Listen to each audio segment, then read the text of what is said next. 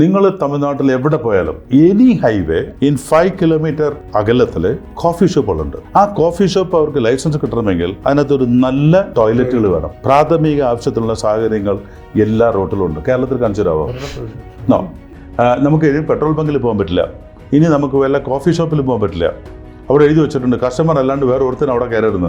അപ്പോൾ എനിക്കൊന്ന് മൂത്രം ഒഴിക്കാൻ ഞാൻ പോയിട്ട് ഒരു 50 രൂപയുടെ ചായ കുടിക്കണം. അതുപോലെ എനിക്ക് കഴിക്കാൻ പറ്റാത്ത അവസ്ഥയിലാണ് ഞാനിവിടെ എത്തിയിട്ടുള്ളത്. ഈ മനുഷ്യൻ യാത്രകൾ മാത്രമല്ലല്ലോ ചെയ്യേണ്ടത്, വിനോദം എന്ന് പറയുന്ന സാധനം കൂടി അതിനകത്തുണ്ട്. നമുക്ക് ഇവിടെ കേരളത്തിൽ ഓഫർ ചെയ്യാൻ അങ്ങനെ സാധനങ്ങളൊന്നുമില്ല. ഈ വഞ്ചിയിലോ പായവഞ്ചിയിലോ കുണ്ടക്കയറ്റോ അല്ലെങ്കിൽ സ്മോൾ അടിക്കുന്നത് മാത്രമല്ലല്ലോ, വേറെ വിനോദോപകാരമായിട്ടുള്ള ഉപകരിക്കുന്ന ഒരു സാധനം പ്ലാറ്റ് കൊടുക്കാനില്ല. വേറെ Calcutta can offer a lot.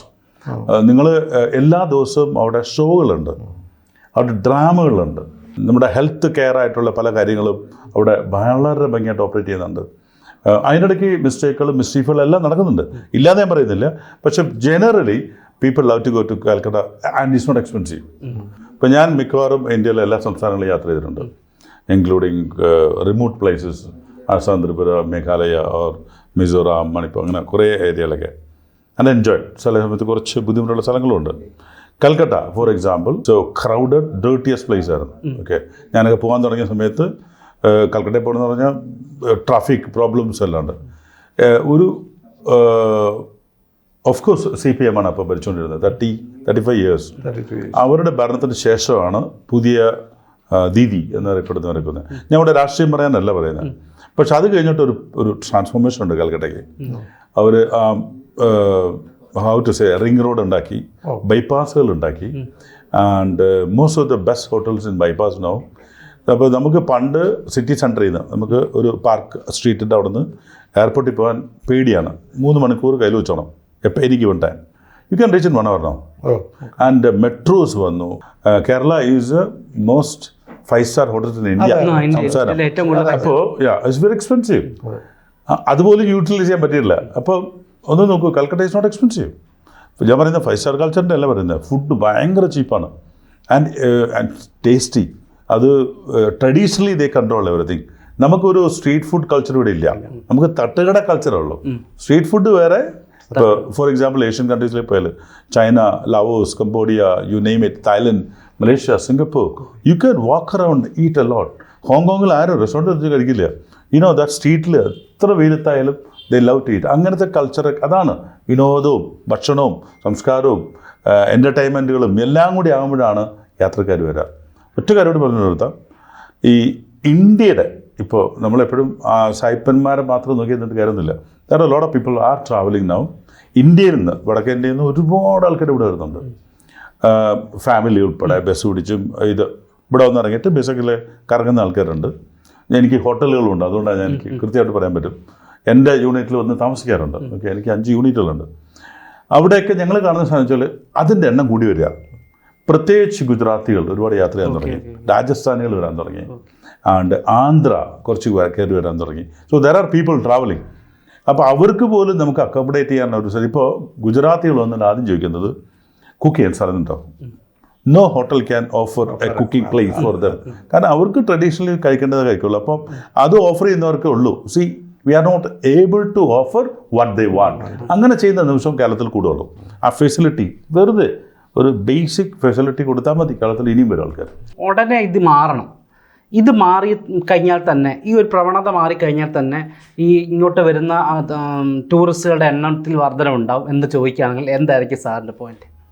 അങ്ങനെ നമുക്ക് ഒറ്റ വാക്കിൽ പറയാൻ ഉള്ള ഒരു കാര്യങ്ങളല്ല. കാരണം ഇതൊരു പ്രോസസ്സാണ് ആക്ച്വലി. ഓക്കെ, ഒരു ദിവസം കൊണ്ട് നമുക്ക് പറയാൻ പറ്റില്ല ഞങ്ങളുടെ അടുത്ത വർഷത്തെ ടൂറിസ്റ്റിൻ്റെ ഇൻഫ്ലോ നമ്മൾ ഇത്ര മില്യൺ ആൾക്കാരെ പ്രതീക്ഷിക്കുന്നു എന്ന് പറഞ്ഞാൽ you have to do a fleet of things to reach there. അങ്ങനെ നമ്മളെപ്പോഴും ഇതൊക്കെ ഒരു ബിസിനസ്സാണ്. ആ ബിസിനസ്സിൻ്റെ ടാർഗറ്റ് അറ്റൈൻ ചെയ്യാൻ നമ്മൾ അങ്ങനെ ചെയ്യുന്നത് അല്ലേ, എപ്പോഴും അങ്ങനെ പറ്റത്തുള്ളൂ. അപ്പം ഇവിടെ ഗവൺമെൻറ്റുകൾക്ക് അവരുടെ കയ്യിൽ നമുക്കൊന്ന് ആലോചിക്കാം, നമുക്ക് എത്ര വിശാലമായ ഡിപ്പാർട്ട്മെൻറ്റുകളുണ്ട്. കേരള ടൂറിസം ഡെവലപ്മെൻറ്റ് ഡിപ്പാർട്ട്മെൻറ്റ് തൊട്ട് KTDCയുടെ കീഴിൽ DTDCയുടെ തൊട്ട് ഇഷ്ടംപോലെ ബോഡീസുണ്ട്.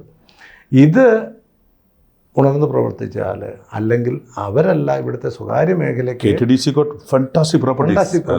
ഇവർക്ക് പ്രൈവറ്റ് മേഖലയ്ക്ക് വേണ്ട ഫ്രീഡം കൊടുത്താൽ, ഇപ്പം വാഗമൺ പോലുള്ളൊരു ചെറിയ സ്ഥലത്ത് 950 ചെറുതും വലുതുമായ റിസോർട്ടുകളുണ്ട്.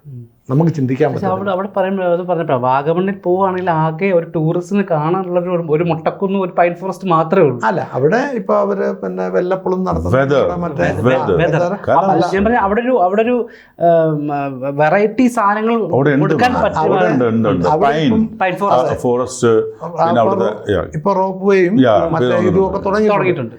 ഇതൊന്നും ഇതിനേക്കാൾ ഉപരി ഇപ്പം ഞങ്ങളവിടെ പണ്ട് വലിയ രീതിയിൽ റോപ്പ് വേ സിസ്റ്റമൊക്കെ നമ്മൾ പ്ലാൻ ചെയ്തതാണ്. പക്ഷെ ഇതെന്നാന്ന് വെച്ചാൽ നമുക്ക് ഇൻവെസ്റ്റ് ചെയ്യാൻ വരുന്ന ഒരാൾക്ക് കിട്ടേണ്ടതായ കുറേ സെക്യൂരിറ്റീസ് ഉണ്ട്, അവർക്കൊരു സെക്യൂരിറ്റീസ് ഉണ്ട്.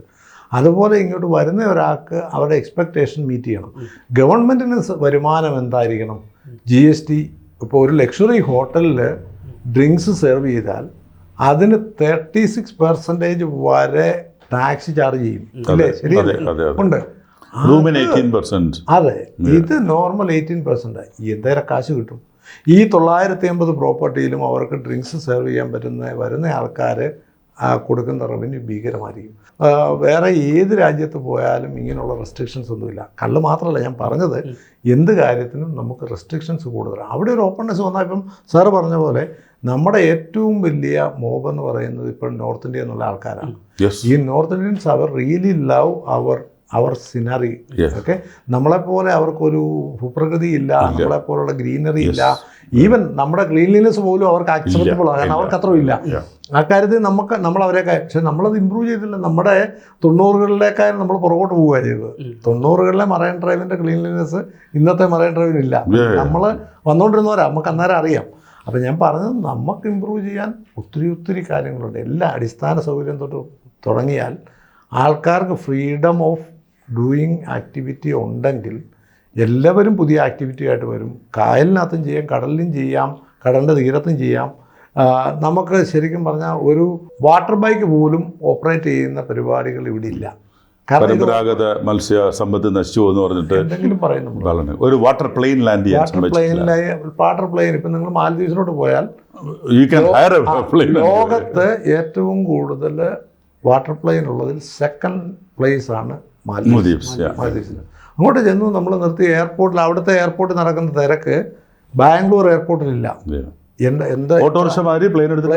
പോവാം. എന്താ മെട്രോയ്ക്ക് വാട്ടർ പ്ലെയിന് വേറെ എയർപോർട്ടാണ്. എന്തുമാത്രം തിരക്കാണ്. അപ്പം ഇത് മനുഷ്യൻ വരാൻ തയ്യാറാണ്.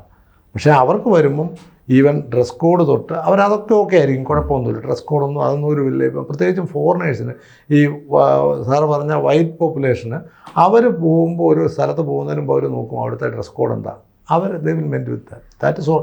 അങ്ങനെയുള്ളവരെ വരത്തുള്ളൂ എന്ന് മാത്രമുണ്ട്.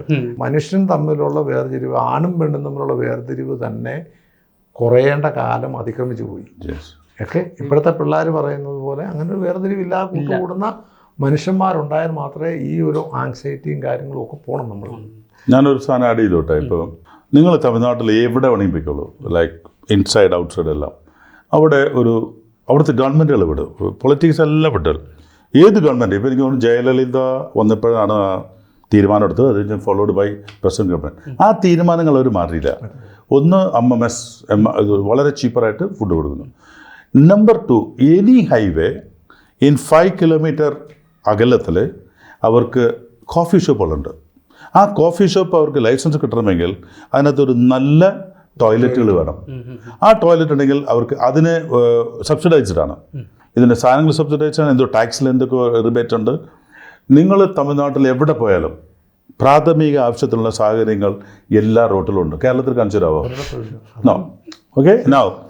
ഞാൻ ലൈക്ക് സാറ് പറഞ്ഞ പോലെ ഞാൻ ഒരുപാട് യാത്ര ചെയ്യുമ്പോൾ ഭുവനേശ്വർ, നമുക്ക് അതായത് ഇന്ത്യയുടെ ഒക്കെ ഭൂപടം എടുത്ത് നോക്കിയാൽ ഒറീസ എന്ന് പറയുന്നത് ബീഹാറിന് തൊട്ടടുത്ത്, പിന്നെ അത്ര മോശമുള്ള സ്ഥലം നോക്കുകയാണ്. No, you should go to Bhubaneswar. No, Bhubaneswar can beat in Bombay. പണ്ട് ഒരു വൃത്തിയില്ലാത്ത വളരെ വൃത്തികെട്ട സ്ഥലങ്ങളായിരുന്നു ഈ കൊണാർക്ക് ടെമ്പിൾ, പുരി, ആ ടെമ്പിൾ ഏരിയ എല്ലാം. അവരെന്നാന്ന് വെച്ചാൽ പ്രൈവറ്റ് കുറേ പാർട്ടിക്ക് റെസ്റ്റോറൻറ്റിന് ഫെസിലിറ്റി കൊടുത്തു, but only vegetarian. Okay, provided.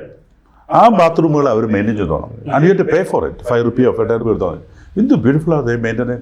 അവിടെ ആൾക്കാർ വരുന്ന ഇങ്ങനെ ബസ്സുകൾ ആൾക്കാരാണ് വരുന്നത് എവറി ഡേ. ഓക്കെ, ഞാനും എൻ്റെ രണ്ട് ഫോറിൻ പിന്നെ ഫ്രണ്ട്സുമായിട്ട് അവിടെ പോയത്. നമുക്ക് കേരളത്തിൽ ഇപ്പോൾ ഏറ്റവും അടുത്ത് തന്നെ ഉണ്ടായിരുന്നു, നിങ്ങൾ പെട്രോൾ ബങ്കുകളിലെ ടോയ്ലറ്റുകൾ യൂസ് ചെയ്യാൻ പാടില്ല. Somebody went to the court and the court stayed of ഈ യാത്ര ചെയ്യുന്നവർ പിന്നെ എവിടെ പോകേണ്ടത്? റോട്ടിൽ നിൽക്കണം. ഒരു ബേസിക് സ്ട്രക്ചർ, ബേസിക് ഫെസിലിറ്റി കൊടുക്കാതെ നിങ്ങൾ ടൂറിസ്റ്റുകളെ, ബ്ലോഗർമാരെ വിളിച്ചുകൊണ്ടുവന്നിട്ടോ, ടൂറിസ്റ്റുകളെ നിങ്ങളെ കൊണ്ടുവന്നിട്ടോ, അല്ലെങ്കിൽ ഇവിടുത്തെ ആഡുകൾ ചെയ്തിട്ടോ ഒന്നുമില്ല. നിങ്ങൾ ആ ബേസിക് മാത്രം ഒന്ന് കൊടുത്തു, പിന്നെ ഓട്ടോമാറ്റിക്കലി എല്ലാം വരും. ഇന്ത്യയിലെ പല സിറ്റികളും ഒരുപാട് മാറാത്തത് ഒരു വൃത്തിയുള്ള ടോയ്ലറ്റുള്ള വഴിയോരങ്ങളിലുള്ള എന്തെങ്കിലും ഫെസിലിറ്റിയൊക്കെ വെച്ചിട്ട് ആദ്യം വന്ന് ആരെങ്കിലുമൊക്കെ ഉദ്ഘാടിച്ചിട്ട് പോകും. ഏറ്റവും ദിവസം അത് പോയി. നമുക്ക് പെട്രോൾ ബങ്കിൽ പോകാൻ പറ്റില്ല, ഇനി നമുക്ക് വല്ല കോഫി ഷോപ്പിൽ പോകാൻ പറ്റില്ല. അവിടെ എഴുതി വെച്ചിട്ടുണ്ട് കസ്റ്റമർ അല്ലാണ്ട് വേറെ ഒരുത്തനും അവിടെ കയറരുത്. അപ്പോൾ എനിക്കൊന്ന് മൂത്രം ഒഴിക്കാൻ ഞാൻ പോയിട്ട് ഒരു 50 രൂപയുടെ ചായ കുടിക്കണം, അതുപോലെ എനിക്ക് കഴിക്കാൻ പറ്റാത്ത അവസ്ഥയിലാണ് ഞാനവിടെ എത്തിയിട്ടുള്ളത്. So basically you need to change basic infrastructure. Okay, ഇപ്പം രണ്ടുപേരും നല്ല ട്രാവൽ ചെയ്യുന്നതാണ്. ഇനി ബക്കറ്റ് ലിസ്റ്റിൽ പോകാനുള്ള ഒരു ഡെസ്റ്റിനേഷൻ, അത് ചിലപ്പം ഇതുവരെ കേട്ടിട്ടില്ലാത്തൊരു സ്ഥലമായിരിക്കും. അപ്പം അങ്ങനെ ഒരു ഡെസ്റ്റിനേഷൻ ഉണ്ടോ? ഞാൻ പിന്നെ അടുത്ത കാലത്ത് ഒരു ബുക്ക് വായിച്ചു, ഒരു ജാപ്പനീസ് ബുക്കാണ്. അപ്പോൾ അതിൻ്റെ ഒരു തീം തന്നെ ഈ ലോകത്ത് ഒസാക്ക എന്ന് പറയുന്ന സ്ഥലം കേട്ടിട്ടുണ്ടായിരുന്നു. അപ്പം ലോകത്ത് ബ്ലൂ സോൺസ് എന്ന് പറയുന്ന ഒരു 5 പ്രദേശം.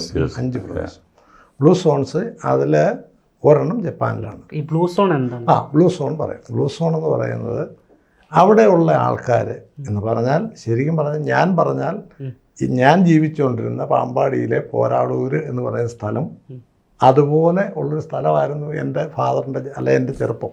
എന്ന് പറഞ്ഞാൽ അവിടെയുള്ള ആൾക്കാരെല്ലാം പരസ്പരം അറിയാം. അവർ ഐലൻഡുകളാണ്, ഇത് പ്രത്യേകിച്ച് ഐലൻഡാണ്.